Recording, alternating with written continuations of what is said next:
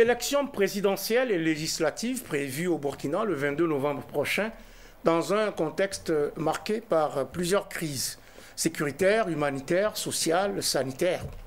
Élections présidentielles fixées jusque-là au 31 octobre en Côte d'Ivoire, alors que le candidat désigné du Rassemblement des Oufouettistes pour la démocratie et la paix, RHDP, Amadou Gon Coulibaly, est brutalement décédé le 8 juillet dernier.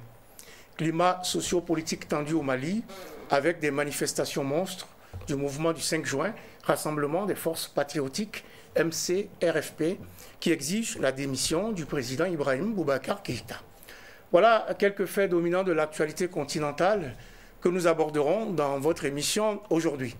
Mesdames, Messieurs, bonsoir et bienvenue à ce nouveau rendez-vous de Périscope qui reçoit Abdoulaye Souma, président de Soleil et d'Avenir. Bonsoir et bienvenue sur ce plateau. Merci, bonsoir. Également sur le plateau de Périscope aujourd'hui, Do Pascal Sessouma, président de Vision Burkina, parti pacifiste. Bonsoir et bienvenue sur Périscope. Bonsoir Serge Toumdi, merci. Vous dirigez tous les deux des partis politiques de création récente et avez été investi comme candidat à l'élection présidentielle du 22 novembre prochain au Burkina. En deux mots, et véritablement en deux mots, qu'est-ce qui motive votre entrée dans l'arène politique et électorale, Abdoulaye Souma? Le renouveau. Le renouveau. Et vous, Do Pascal Sessouma? La situation nationale. La situation nationale. Abdoulaye Souma, vous êtes professeur de droit et avocat. Vous avez été investi comme candidat, si je ne m'abuse, le 5 mai 2019, en même temps que le lancement de vos activités politiques pour le compte donc de Soleil d'Avenir qui se réclame du dualisme, une voie alliant libéralisme et socialisme en fonction des besoins du moment. Un coup c'est oui, un coup c'est non, c'est ce que ça veut dire? Non, c'est du pragmatisme politique. On a simplement expliqué que ce qu'on a appelé dualisme idéologique est en réalité du libéralisme. Donc le parti est un parti libéral.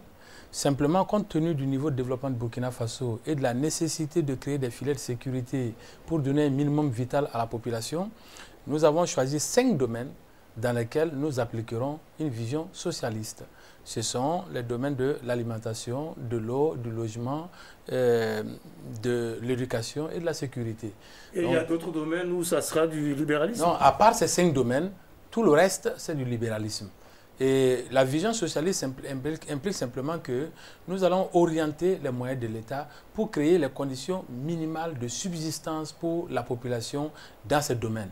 Donc vous voyez que lorsque on a l'essentiel dans ce domaine, on n'est pas dans l'extrême pauvreté.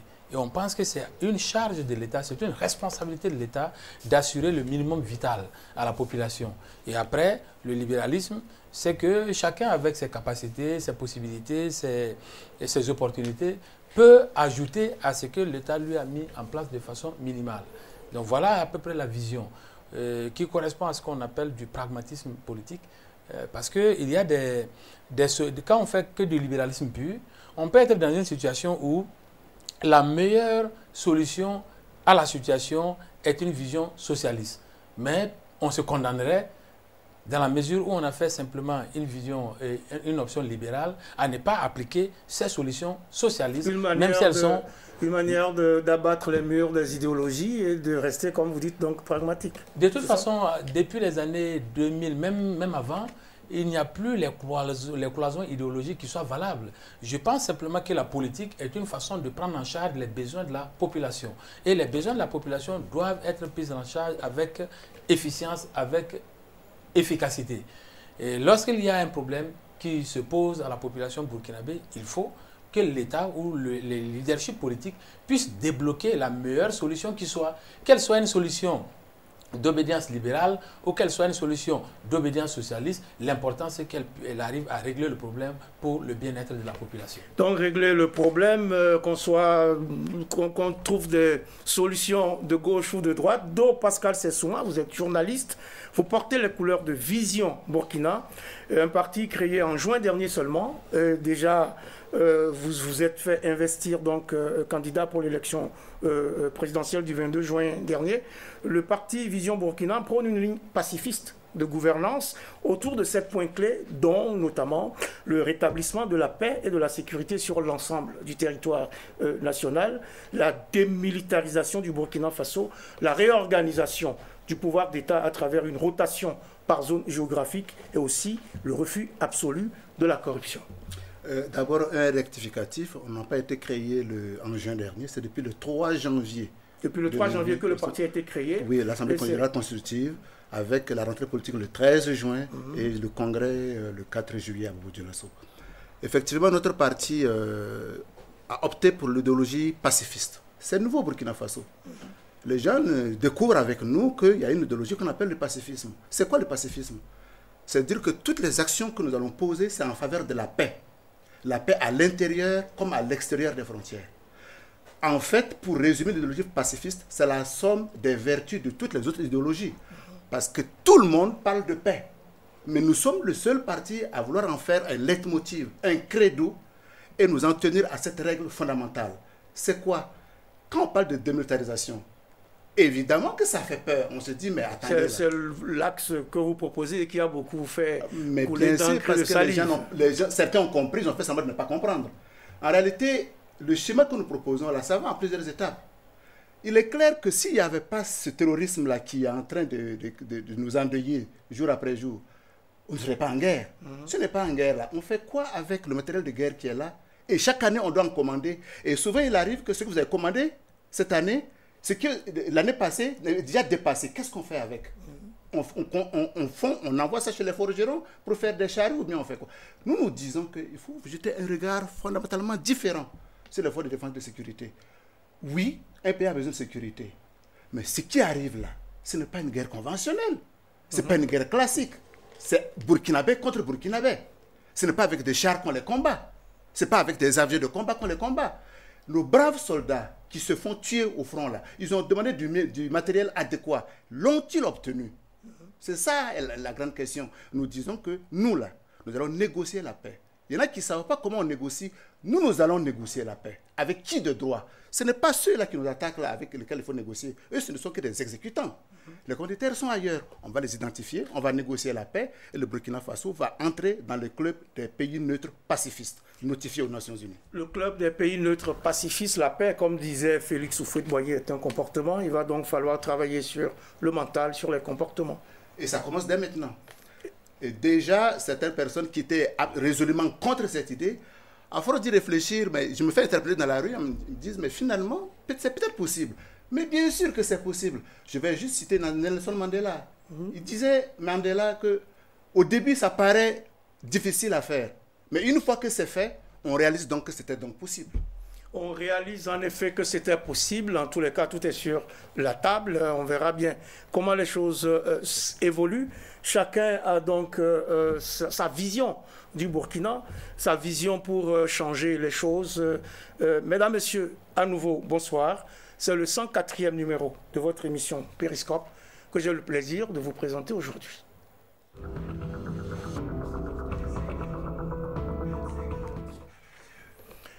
Le rendez-vous électoral s'annonce difficile au Burkina. Prévu le 22 novembre, le double scrutin présidentiel et législatif devrait donc se tenir dans un contexte marqué par des crises diverses. Alors, Abdoulaye Souma, dans quel état d'esprit abordez-vous cette échéance?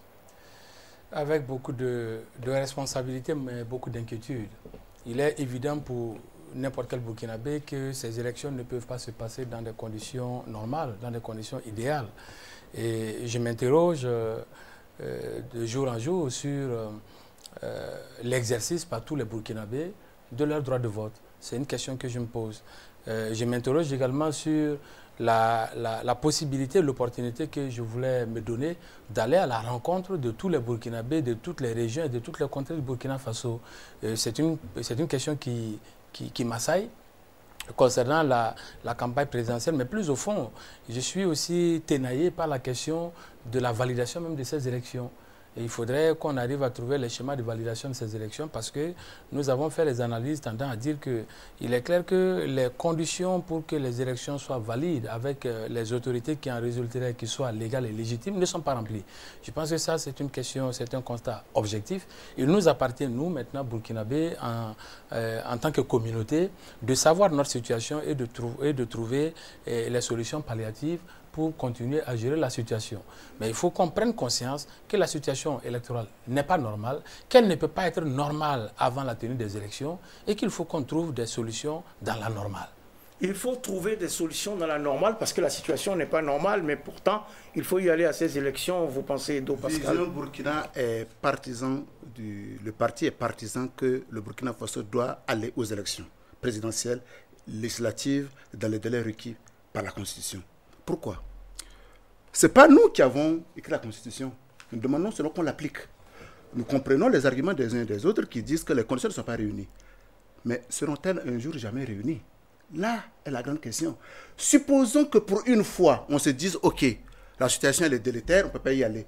Qu'est-ce qui prouve que dans 1 an, dans 2 ans, dans 3 ans, les conditions seront réunies? Qu'est-ce qu'on fait? Encore une transition? Ou bien gouvernement de coalition? Ou bien on fait quoi? Le président qui est là actuellement, on en fait quoi? Non, Vision Burkina est partisan des élections. Oui, bien sûr qu'il n'y a pas d'élection propre à 100%. Il y a toujours des questions qui sont pendantes. Et d'ailleurs, je rappellerai à ceux qui tiennent absolument que toutes les conditions soient réunies que parce que constitutionnellement, il faut que tous les Burkinabés puissent avoir le droit de voter. Oui, statutairement. Mais je rappellerai tout simplement, M. Serge me dit que le vote n'est pas obligatoire au Burkina Faso. Ça veut dire que toutes les conditions peuvent être réunies et 1 million de personnes peuvent décider du sort de 20 millions de personnes. Tout simplement. Est-ce qu'on va dire... À la précédente élection, voilà, est-ce qu'on va dire non, il n'y a pas de représentativité, on va annuler l'élection? Ça ne se fait pas. Ce n'est pas obligatoire. Vous pouvez avoir votre carte d'électeur, décider ce jour-là de ne pas sortir voter. C'est votre droit. La Constitution ne vous oblige pas à aller voter. La Constitution ne vous oblige pas d'aller voter, pourtant c'est un rendez-vous important. Actuellement, il y a beaucoup de problèmes autour de ce scrutin. On évoque des questions liées à l'enrôlement. Le président de l'UPC, l'Union pour le progrès et le changement, qui est également chef de file de l'opposition politique, a fait une sortie où il a réclamé un audit international du fichier électoral avant l'élection. Êtes-vous sur la même ligne? Nous ne sommes pas sur la même ligne. Et ce n'est pas que ce qu'il dit nous est indifférent. Moi, je suis le président de Soleil d'Avenir. Je suis candidat à l'élection présidentielle et je veux que ces élections se tiennent. Simplement, en toute lucidité, en toute responsabilité, je sais que si ces élections se tiennent dans ces conditions, on risque d'être dans l'inconstitutionnalité et ça aussi, c'est incontestable. Maintenant, mon souhait et mon appel... faire pour ne pas tomber dans cette inconstitutionnalité? C'est ce que je suis en train de développer. Mon souhait et mon appel aujourd'hui, c'est qu'il faut que nous formions un consensus national sur la gestion des questions liées à ces élections. C'est-à-dire que nous savons, tous les acteurs politiques ont conscience qu'il y a des problèmes qui se posent par rapport à ces élections. Et nous voulons aller aux élections. Ce n'est pas contestable. Alors, trouvons des solutions, les schémas de fonctionnement à ces problèmes et on va aux élections et en ce moment, on a un schéma clair de validation des élections. Parce que si on ne le fait pas avant d'aller aux élections, on risque de se retrouver, de faire front avec ces problèmes après les élections. On est à 4 mois du scrutin. On est à 4 mois. Comment il faut faire? Qui décide quand il faut se concerter pour accorder les violons à ce sujet? Mais la charte des partis politiques dit clairement que ceux qui ont l'initiative du dialogue politique au Burkina Faso, c'est le chef de l'État et le chef du gouvernement. Et ce sont les autorités qui sont en cours. Et moi, je dois rappeler en toute responsabilité cet appel, je le réitère, il faut que nous nous asseyons, les acteurs politiques, que nous nous accordions d'abord pour aller aux élections, mais pour dire, comme les élections ne peuvent pas se passer dans des conditions idéales, normales, comme le Burkina Faso les connaît, d'habitude avec toutes les défaillances, telle question se pose de façon particulière. Pour ces élections, voici comment on gère la question pour valider les élections. Quand on est d'accord sur un schéma de fonctionnement, même s'il est anormal, au moins on est d'accord. Et tout le monde étant d'accord, ça devient un peu la normale, on peut valider les élections. Mais je mets en garde contre le fait que si on persiste à aller à ces élections sans régler au préalable, et c'est ça mon point principal, ce n'est pas le point de ne pas aller aux élections, mais c'est de régler au préalable, de façon anticiper les problèmes qui peuvent se poser. Nous risquons d'avoir de graves difficultés après les élections. Parce que imaginez qu'on fasse les élections dans ce contexte sans s'être entendu avant, qu'on va considérer que c'est normal ou que le suffrage a été universel et que je gagne contre le président Roch à 2000 voix, ou que lui gagne contre moi avec une différence de 200 voix, de 2000 voix, et qu'on n'a pas voté à Djibo, on n'a pas voté à Fada, etc. Mais je vais me dire, si on avait voté là, je suis sûr que j'aurais pu gagner. Et en ce moment, on pourra considérer ça constitutionnellement comme une irrégularité substantielle. Et constitutionnellement, les élections sont invalidées sur les irrégularités substantielles. Vous voyez, pour ces élections, on parle de 100 milliards. Est-ce qu'on serait d'accord que pour ça, quelque chose qui était prévisible, gérable avant, on en arrive à invalider les élections qui nous auraient coûté 100 milliards dans un contexte actuel de ce Burkina Faso? Moi, je pense qu'il faut éviter les problèmes quand on peut les éviter. Et ma responsabilité est celle-là. Trouver et s'accorder sur comment y aller. Alors, il est bien évident que la crise sécuritaire liée aux attaques qui a engendré des conflits communautaires, une vague de personnes déplacées ne sera pas résolue d'ici à là. Alors, que faut-il faire, selon vous, Do Pascal Sessouma, pour tenir ces élections? Je vais juste rebondir sur le point de vue de mon homologue, professeur Soma. Oui, il y a une préoccupation et il faut régler le problème, sérieusement. Parce qu'il y va de la crédibilité même du scrutin. C'est vrai que si une partie du corps électoral ne peut pas exercer son droit de vote, quand même il le souhaiterait, quelque part il y a un problème démocratique. Mais en même temps aussi, il propose, à juste titre, qu'il y ait un consensus au niveau de la classe politique. Et moi je me pose la question, laquelle classe politique? Il y a 184 partis politiques, d'après le dernier recensement que j'ai pu faire avant de venir sur ce plateau, qui sera appelé à ce consensus-là? Ceux qui sont à l'Assemblée, ceux qui sont à l'ONA, ou bien il faudrait encore une autre opposition, l'ONR, l'opposition non représentée? Moi, je ne suis pas à l'Assemblée nationale. Je n'ai même pas un seul conseiller municipal. Puis-je m'inviter à ce dialogue politique? Pour parler au nom de qui? Là est la question pour moi. Non, je crois que il faut vider ça. Je ne sais pas comment on va faire. Il faut trouver la procédure. Alors, Abdoulaye Soma, comment on organise ce consensus finalement? Qui serait invité à la table? La constitution de Burkina Faso dit que les partis, c'est l'article 13, les partis sont égaux en droit et en devoir. Son parti, le parti de mon frère, qui est neuf, est un parti qui a le même droit que n'importe quel parti ancien au Burkina Faso. Et c'est à ce titre-là qu'on est égaux pour discuter des questions d'ordre général. Parce que là, il s'agit d'une question d'intérêt national qui concerne la classe politique dans son ensemble. Et les instruments nous disent clairement que quand il s'agit de ce type de questions, c'est tout le monde qui doit être concerné ou représenté. Donc les représentants des 184 partis politiques. Il est possible de le faire, et comme on le faisait avant, on le faisait avec des blocs. Mais quand on est en face de questions de ce type, il vaut mieux faire un dialogue ou une concertation inclusive. C'est ça le mot. Le dialogue national inclusif, cher à Blasio Ouedraogo. Monsieur Temoudji, permettez-moi de revenir sur sa préoccupation, qui est vraiment d'actualité. Il commence à s'assurer que le scrutin puisse se tenir et de manière adéquate et normale. Vision Burkina a déjà fait une proposition. Elle n'est pas encore officielle. Nous allons voir dans quelle mesure on va la porter sur la place publique de manière officielle. Pourquoi, en tant que classe politique, ne pas penser à un plan B? Oui, la CENI est maître du jeu, constitutionnellement. Mais le plan B, c'est quoi?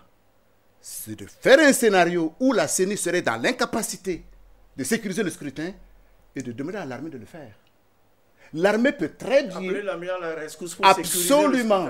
Je vous rappelle, c'est une petite leçon d'histoire. En 1978, la première élection à laquelle moi j'ai participé parce que j'avais 21 ans, elle était la plus propre que le Burkina Faso ait jamais connue. Salut dans le monde entier. Elle était organisée par un colonel, Sommet Yorian Gabriel, qui a mis le général Abakar Sengolo Lamizana, président sortant, en ballottage contre Maker Ouedraogo.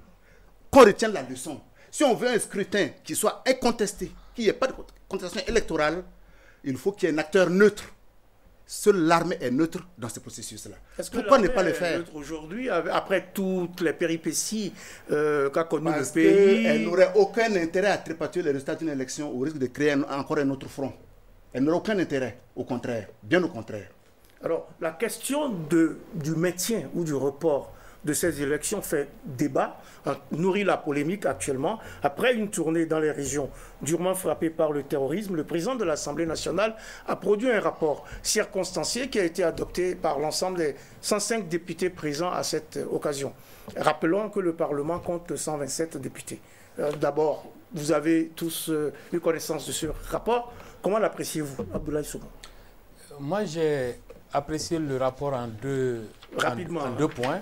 Le premier point, c'est le contenu du rapport, qui pose clairement et objectivement que la situation sécuritaire nationale ne peut pas autoriser à penser que ces élections peuvent se tenir dans des conditions normales. Et c'est ce que j'ai dit dans nos analyses il y a à peu près 2 mois. Donc ce que l'Assemblée vient dire aujourd'hui, c'est ce que nous avons dit 2 mois auparavant.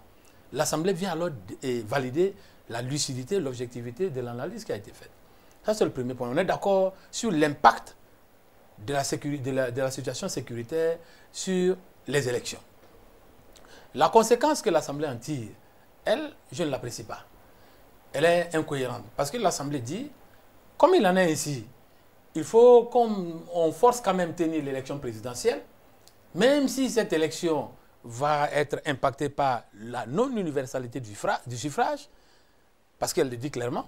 Et alors, les élections législatives, comme elles doivent être impactées par la même crise sécuritaire et affectées par la même anomalie inconstitutionnelle, on peut reporter. Beaucoup plus les communes et que la circonscription électorale est la commune, en fait, contrairement à la circonscription électorale de la présidentielle. À partir du moment où on a abouti à la conclusion que la crise sécuritaire impacte la validité des élections, si on les tient, il vaut mieux aboutir à la conclusion que la crise sécuritaire affecte également l'élection présidentielle que les élections parlementaires et se mettre à chercher une solution commune à toutes ces élections.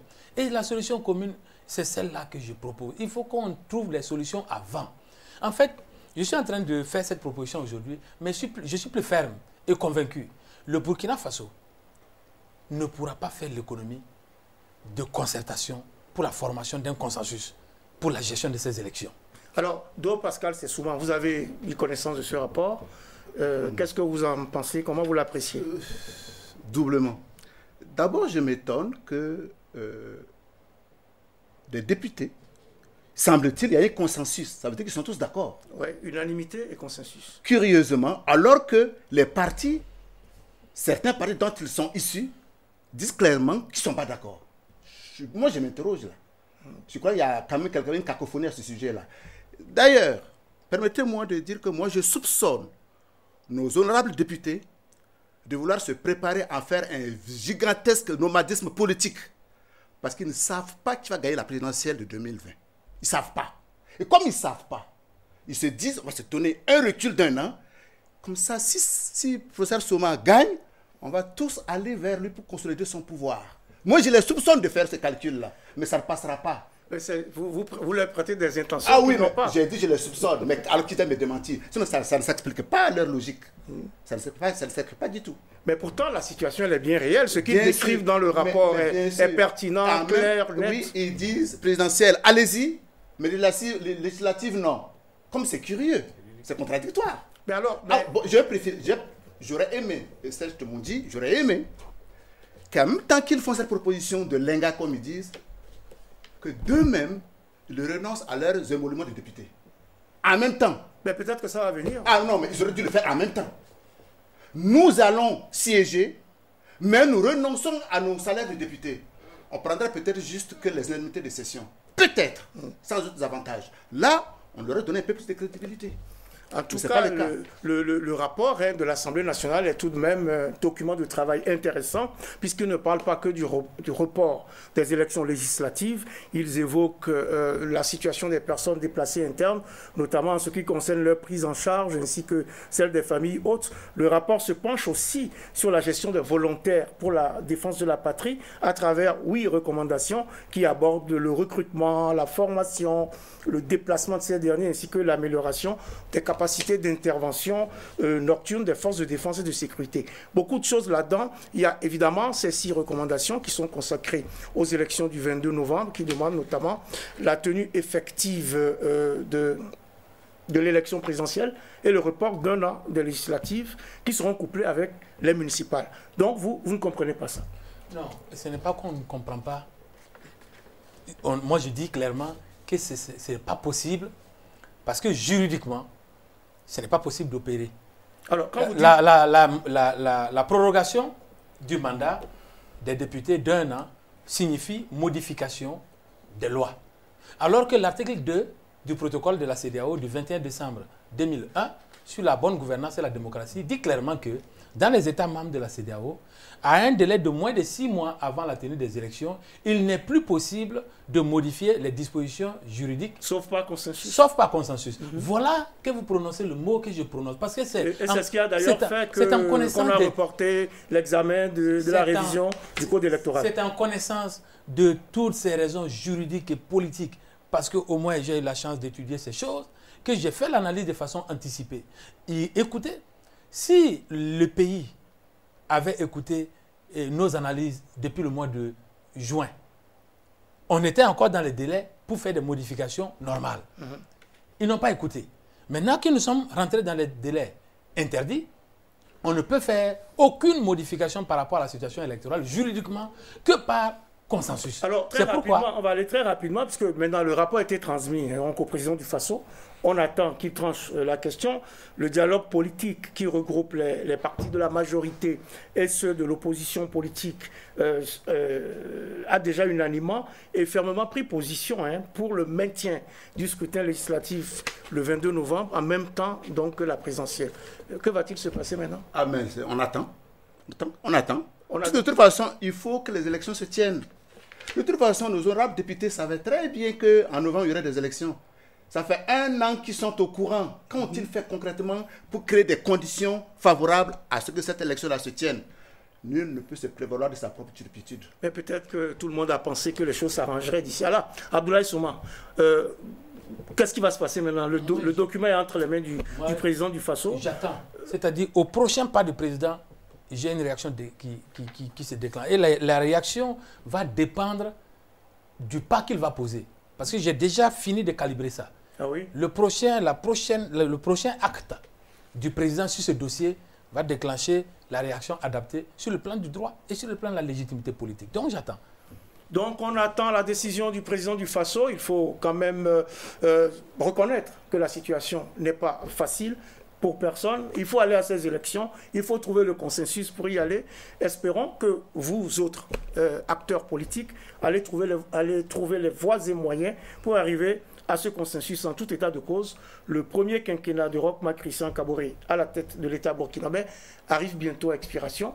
Et je suis convaincu, ça je te dis que le président Roch Marc Christian Kaboré va aller dans le sens de la volonté de la majorité, la volonté du peuple d'aller aux élections. D'aller aux élections. Voilà. Alors justement, il brigue le fauteuil présidentiel une seconde fois. C'est un match du kit ou double. Alors est-ce qu'il se succédera à lui-même ou bien ce sera plutôt l'un des prétendants au palais de Kosiam dont vous êtes qui décrochera le Graal? En tout cas, on le saura au terme de ces élections, toujours couplées du 22 novembre prochain.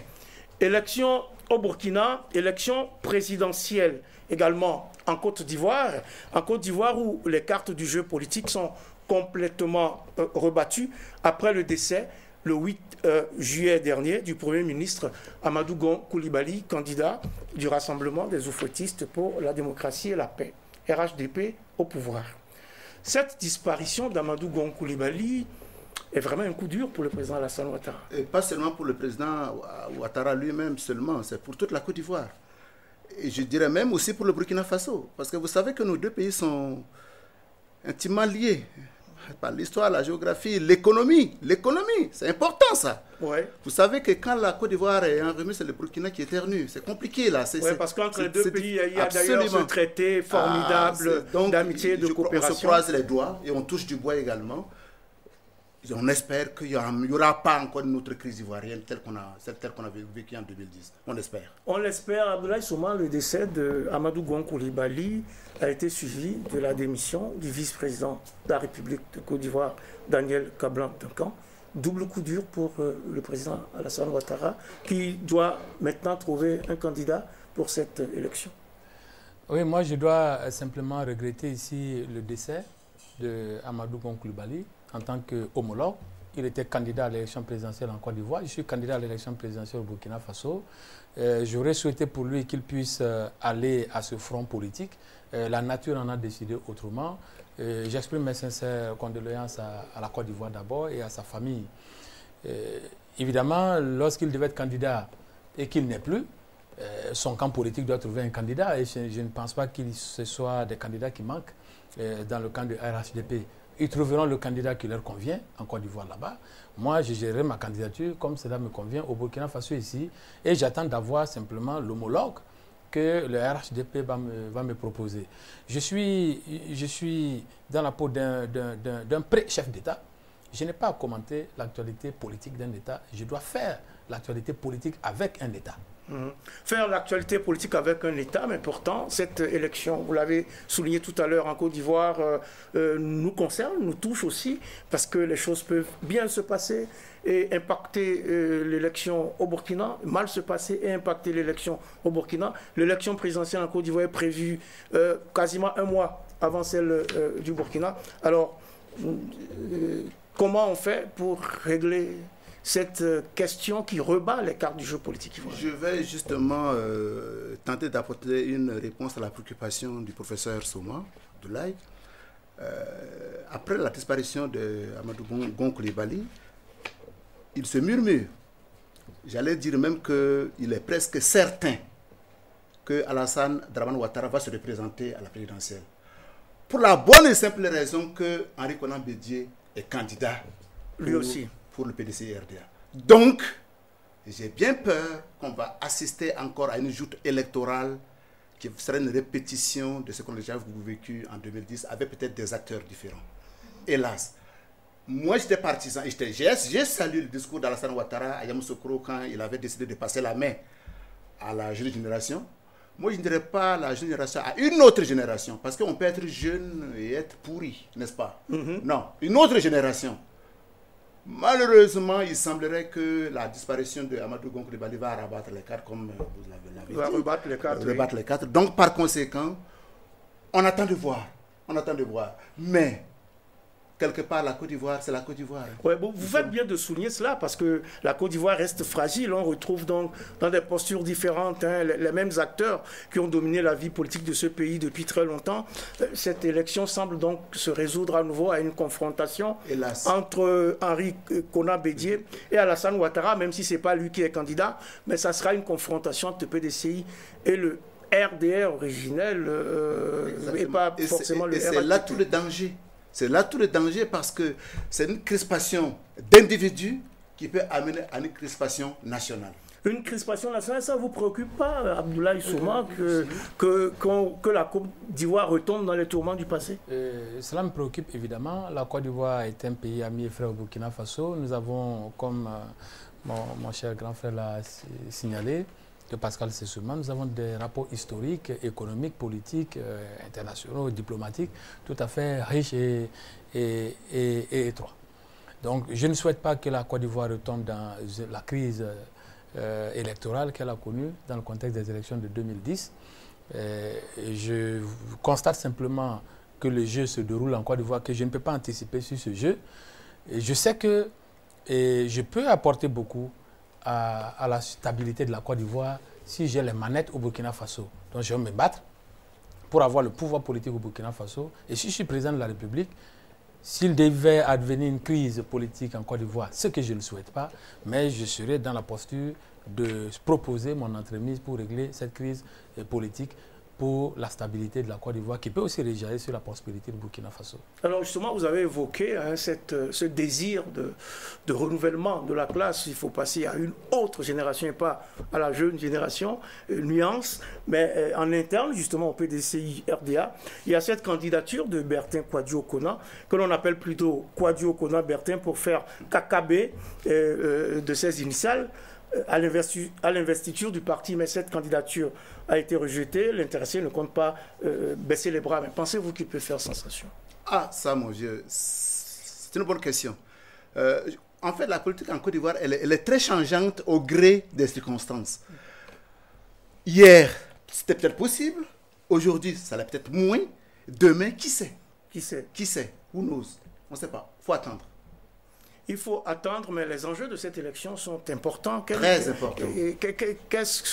À quoi devrait-on s'attendre finalement à l'issue, au lendemain de cette élection? On ne sait même pas encore qui sera le candidat du RHDP. Mais c'est ce que je dis.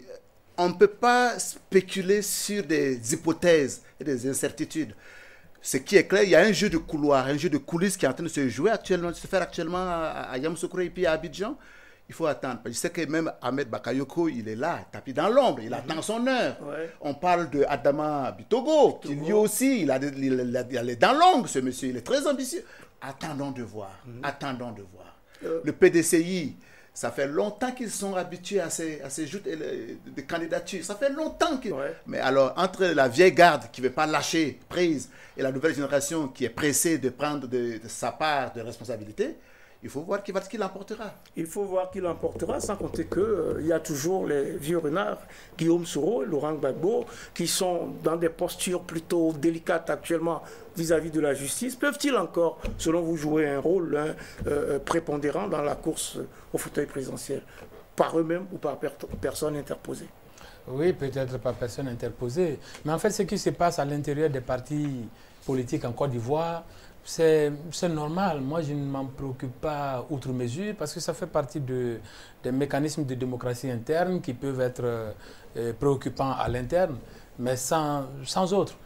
C'est la même chose également pour ce qui se passe à l'intérieur de certains partis politiques au Burkina Faso, où des chefs de partis politiques sont contestés, attaqués même en justice par leurs contradicteurs internes, et allant jusqu'à demander peut-être la neutralisation même de la candidature à l'élection présidentielle. Vous voyez, donc nous connaissons aussi ces mêmes situations ici. Moi, je suis candidat à l'élection présidentielle, je ne m'en préoccupe pas outre mesure. Chaque parti n'a qu'à faire sa démocratie interne pour proposer son candidat, comme ça je sais qui affronter. Et plus tôt je le sais, mieux c'est pour moi. Donc je souhaite que les choses se stabilisent aussi bien à l'intérieur des partis ivoiriens qu'à l'intérieur des partis politiques burkinabés pour que je puisse commencer à étudier mes adversaires potentiels. Donc plus tôt vous le savez, mieux vous vous portez. Ce sera bientôt puisqu'on s'achemine vers la fin de la saison des investitures. Donc on sera situé sur qui sont candidats et qui vous devez affronter pour votre première expérience sur ce terrain-là.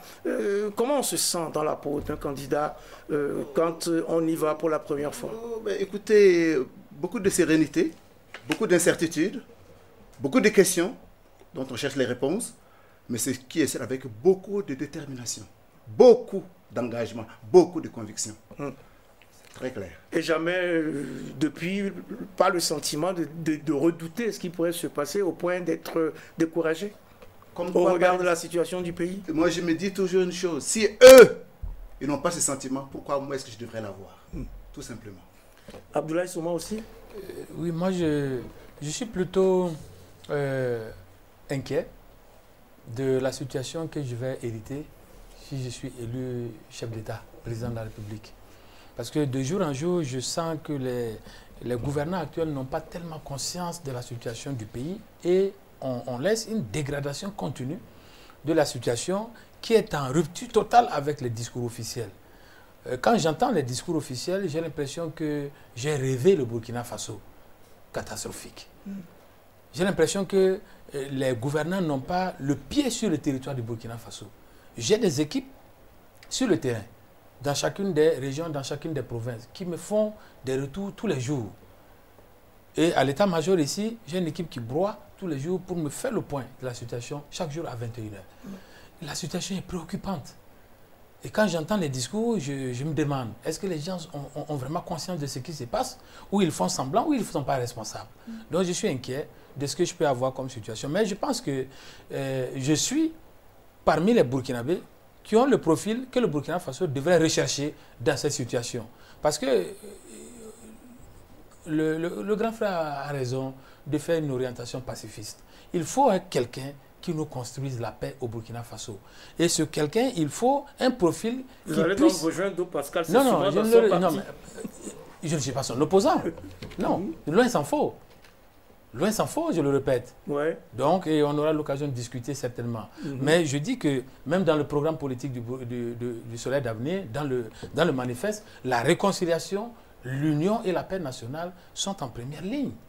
Mais pour réaliser la réconciliation nationale, il faut quelqu'un d'un profil neutre à la présidence de la République. Pas dans un gouvernement, pas dans un ministère, ça ne suffirait pas. Pas à l'Assemblée, ça ne suffirait pas. Il faut qu'il récupère la présidence. Et nous, les Burkinabés, nous devons prendre conscience de ça. Je vais prendre le temps d'expliquer ça clairement aux Burkinabés. C'est ça l'enjeu principal de ces élections. Il faut envoyer quelqu'un de neuf à la présidence de la République. Lui récupère les manettes et il se trouve dans le statut de pouvoir fédérer tout le monde pour régler les problèmes majeurs de cohésion sociale, d'insécurité. Et c'est à partir de là qu'on construit la paix, le développement et tout le reste, la prospérité. Alors, je suis parmi les Burkinabés qui ont ce profil et je me suis proposé et je suis prêt à assumer cette responsabilité. Abdoulaye Souma dit qu'il est donc dans le costume du personnage neuf qui doit prendre les manettes pour changer en fédérant autour de lui donc une nouvelle classe, une nouvelle génération, peut-être une autre génération, une autre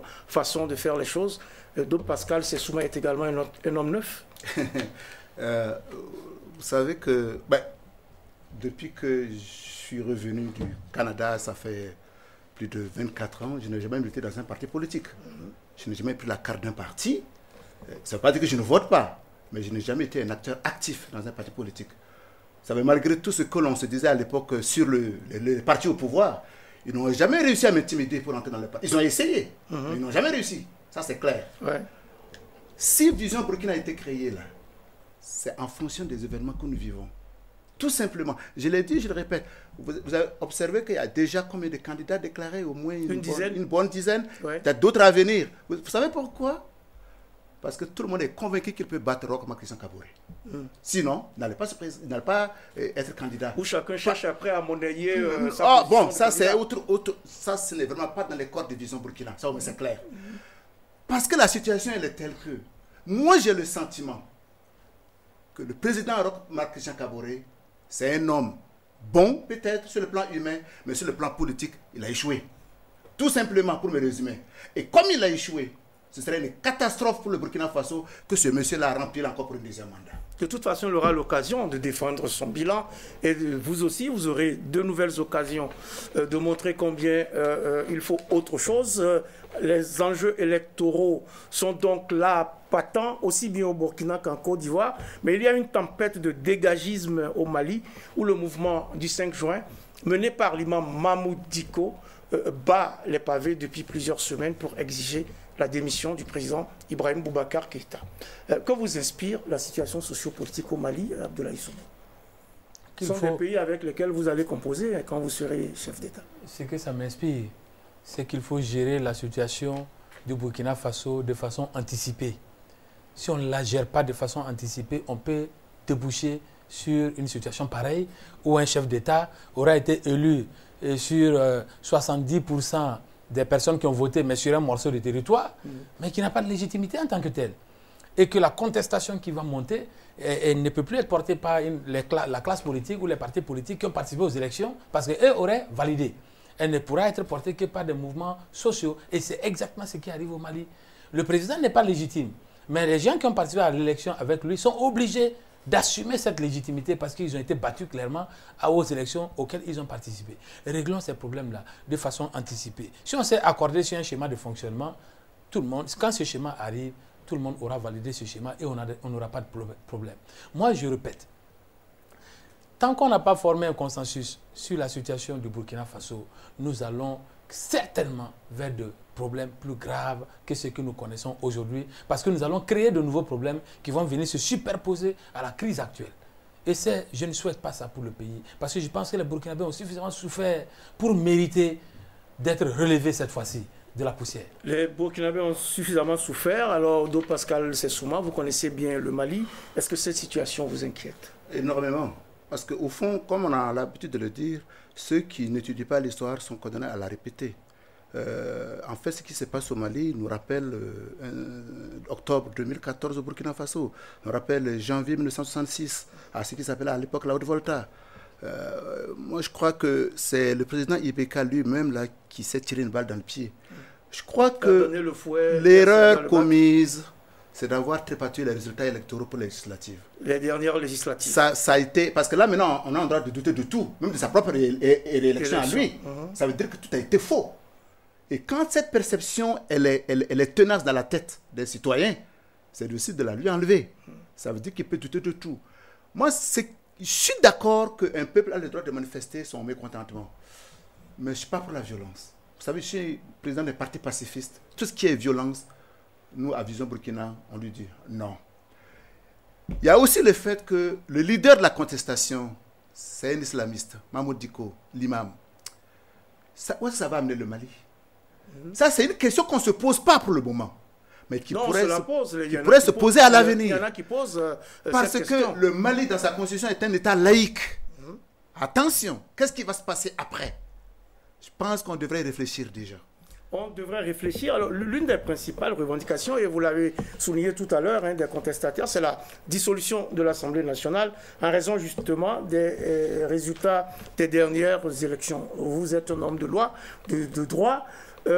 Cette dissolution est-elle nécessaire, selon vous? Nécessaire, c'est une question politique. Possible, c'est une question de droit.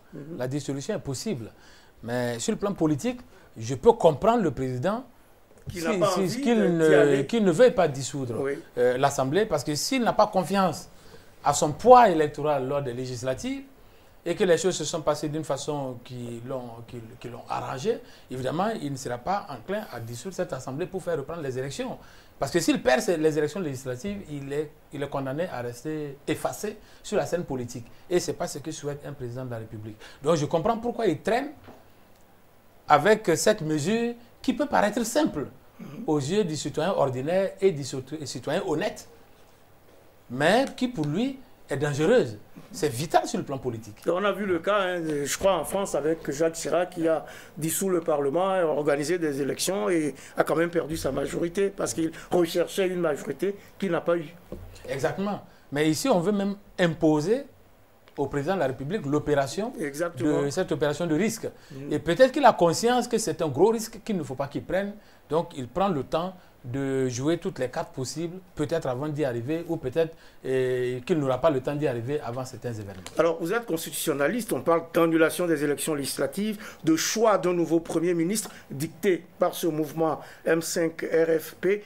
On exige la démission du président de la République. Que devient la Constitution dans un tel schéma? Évidemment, là, on part vers un accord politique. Parce que la constitution malienne, que je connais très bien, j'enseigne droit constitutionnel au Mali, prévoit clairement que le président de la République nomme le Premier ministre, c'est-à-dire de façon discrétionnaire. Et lorsqu'on veut, un acteur extérieur au président de la République veut imposer une volonté au président de la République, c'est clair que on n'est plus dans le cadre de la Constitution. Mais là, on est dans une réalité politique qui n'est pas constitutionnelle. Et donc, ce qui est contesté, c'est même parfois la constitutionnalité de l'organe que la Constitution devrait protéger. Donc, vous voyez ici la légitimité de la revendication. Je pense que le président aura bon temps de régler cette question politiquement, avec beaucoup de responsabilités, pour trouver la solution qui amène de l'accalmie au pays, parce que c'est aussi sa responsabilité d'avoir un pays stable, que de vouloir s'arc-bouter sur les questions, sur les dispositions juridiques qui sont de toute façon mises à mal par l'illégitimité manifeste de l'élection législative. Alors, cette question, pendant ce temps, le Mali reste donc sans gouvernement depuis pratiquement un mois. Il y a des médiations en cours, notamment avec la CEDEAO. La CEDEAO qui a commis l'ancien président nigérian Goodluck Jonathan pour jouer les bons offices. Qu'est-ce qu'on peut espérer de cette médiation? Elle sera difficile à mener si les acteurs politiques maliens ne mettent pas de l'eau dans leur jus d'orange, pour ne pas dire leur vin. Voyez-vous, je vais juste faire la différence entre le système anglo-saxon et le système francophone. Dans le cas de figure là, du Mali, là, c'était dans le système anglo-saxon que je connais, forcément on aurait assisté à des élections anticipées. C'est parce que c'est deux cas de figure dans le système anglo-saxon où il y a les élections anticipées. Quand ça va très bien, le parti au pouvoir, puisque ce sont souvent des régimes parlementaires, le parti au pouvoir, comme ça va très bien, je vais aller avant terme aux élections pour me consolider encore plus, et ainsi de suite. Et quand il y a une crise, ça veut dire crise de confiance, on fait encore appel au peuple, même si le peuple a voté il y a seulement 2 ans, on retourne encore aux urnes pour que le peuple sanctionne ou que le peuple décide de pardonner. C'est ça la démocratie parlementaire. Dans ce cas de figure, c'est un régime présidentiel, avec ce que ça comporte comme risque. C'est pourquoi nous nous disons à Vision Burkina, nous l'avons dit dans notre programme, oui, si nous sommes portés au pouvoir, le poste de Premier ministre là, que vous avez évoqué tout à l'heure là, nous allons le suspendre. Suspendre ou supprimer? Nous allons le suspendre. Parce que, avez-vous remarqué une chose, c'est juste une parenthèse, quand il y a un discours sur l'état de la nation, le Premier ministre là, il n'a écrit aucun texte. Ce sont les ministres qui lui envoient ça. Il ne sait même pas de quoi il parle. Non, mais il doit savoir de quoi il parle. Mais non, il ne sait pas. Souvent, il ne sait même pas. Je sais de quoi je parle. Il prend le temps de consulter les notes. Il ne sait pas. Et d'avoir une idée de ce qu'il dit. Et de toute façon, ce qu'il dit là, ce n'est pas lui qui a pris un engagement devant le peuple. C'est le président du FASO qui a dit, si vous m'élisez, je m'engage à ça, ça, ça, ça, ça. Et c'est le Premier ministre qui part défendre ce bilan-là sans même avoir pris un engagement quelconque vis-à-vis du peuple. Parce que c'est ce que prévoit la Constitution. Mais justement, nous allons modifier cela en disant, nous allons suspendre. C'est au président du FASO qui va se présenter devant l'Assemblée pour le discours de la nation et il va répondre à un député ou avec ses ministres qu'il aura nommé lui-même. Dans le régime présidentiel, comme au Bénin, c'est le président de la République, en effet, qui fait cette situation sur l'état de la nation. Mais je crois que c'est parce que c'est constitutionnel, c'est prévu comme ça dans la constitution du Burkina. Donc, il a intérêt à prendre le pouls de la situation et à la présenter devant la Burkina. Il y aura une nouvelle constitution pacifiste, tout simplement. Donc, nous allons changer les règles du jeu. Une nouvelle constitution pacifiste, dit donc Do Pascal Sessouma. Et une bonne nouvelle peut-être dans cette crise malienne, le MC et le M5 RFP annule son rassemblement prévu ce vendredi 17 juillet, indique qu'en lieu et place, des prières seront organisées en hommage, je cite, aux 11 victimes de la répression du week-end dernier. En effet, il faut souligner que les manifestations du 10 juillet ont fait 11 morts et des dizaines de blessés et occasionné de nombreuses arrestations. Cette renonciation constitue-t-elle, selon vous, un bon pas dans la dynamique du dialogue? Oui, Pascal. Peut-être que oui. Peut-être que oui. Après tout, il faut toujours essayer quelque chose pour voir ce que ça donne. Ça ne sert à rien de fermer une porte avant de l'ouvrir. Tout simplement. Je crois que dans une situation politique, le dialogue est de mise. De toute façon, c'est la philosophie de Vision Burkina. Toujours dialoguer. Toujours dialoguer. Toujours dialoguer. Toujours. Et Abdoulaye Souma? Non, je pense que cette décision du M5 est un premier succès de la CEDEAO.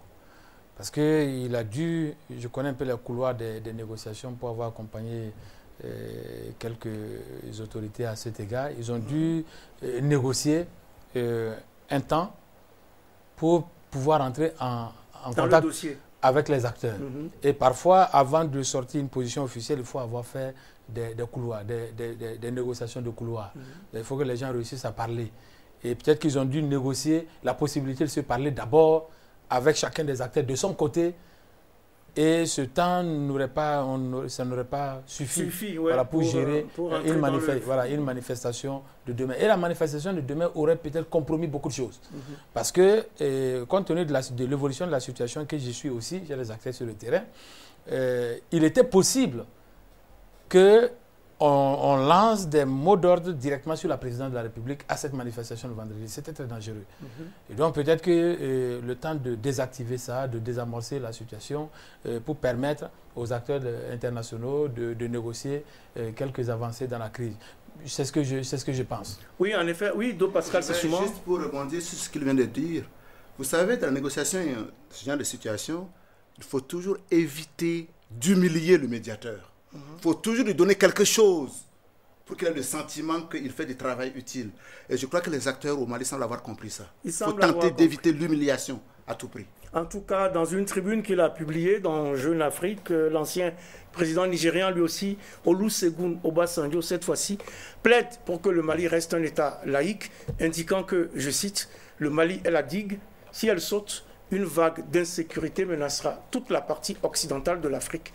Fin de citation. La digue a-t-elle déjà sauté? Est-on en train de la préserver? Elle est fragile. Les risques de voir le Mali devenir un État islamique sont-elles... Elle est fragile. Elle est déjà fragile depuis que Kidal est aux mains des islamistes. Mais le Mali est toujours solide.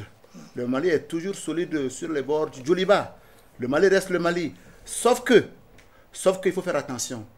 Il faut pas ajouter des braises sur le feu.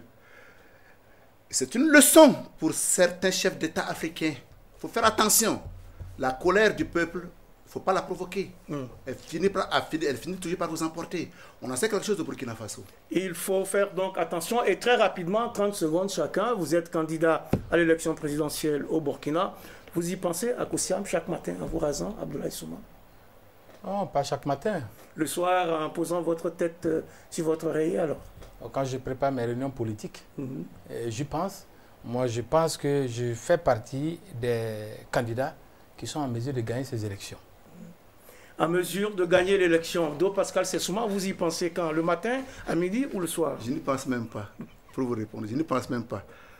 Je sais seulement que je cours vers mon destin, qu'il soit funeste ou céleste, tout simplement. Vers le destin funeste ou céleste, espérons qu'il ne sera pas funeste. Il nous faut des gens de vigueur, de vision aussi, et des hommes de proposition pour résoudre les problèmes que nous avons. Vous êtes les politiques, vous devez vous entendre pour que ce consensus puisse se faire, afin qu'on ait des élections pas heurtées au Burkina en novembre prochain. Mesdames, Messieurs, ainsi s'achève votre émission Périscope numéro 104. Qui recevait pour vous Abdoulaye Souma, il est président de Soleil d'Avenir. Merci d'avoir accepté notre invitation. Merci. Également sur le plateau de Périscope aujourd'hui, Do Pascal Sessouma, président de Vision Burkina, parti pacifiste. Merci d'avoir honoré le plateau de Périscope. Merci à vous, Serge Demondier. C'est Philippe Barrault que je remercie qui a assuré la réalisation de cette émission avec le concours efficace de toute l'équipe technique de Burkina Info. Merci également à vous tous et à vous toutes pour votre fidélité à Périscope. Merci et prenons toujours soin les uns des autres, surtout en ces temps troublés où chaque matin que l'on découvre est une grâce infinie. Et je vous le répète chaque semaine, chaque manifestation de solidarité est une victoire. Prenons également date pour le prochain numéro de Périscope, même jour, même heure, sur la chaîne qui vous donne les clés du monde.